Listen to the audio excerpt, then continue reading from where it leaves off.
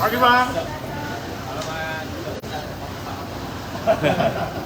Beginilah gaya santuy Ketua Umum PSI Kaisang Pangarep saat konsolidasi partai di Bali pada Sabtu 30 September 2023 dengan pakaian yang nyentrik untuk sekelas Ketua Umum partai.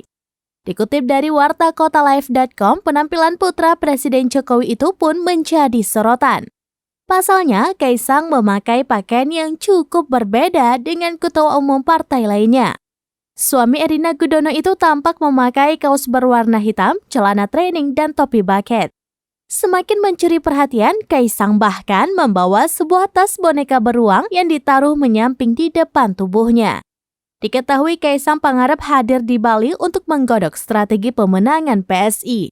Selain Kaisang, sejumlah elit PSI juga hadir, mulai dari Giring Ganesa, Grace Natali, hingga Isyana Bagus Oka. Sementara itu dari PSI Bali sendiri dihadiri oleh para pengurus DPW PSI Bali, DPD PSI Kabupaten Kota Sebali, dan seluruh Bacalek.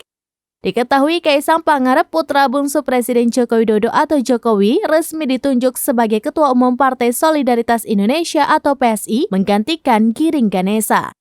Hal tersebut disampaikan Wakil Ketua Dewan Pembina PSI Grace Natali saat Kopi Darat Nasional atau Kopdarnas di Jakarta Theater Menteng, Jakarta Pusat pada Senin 25 September 2023 malam.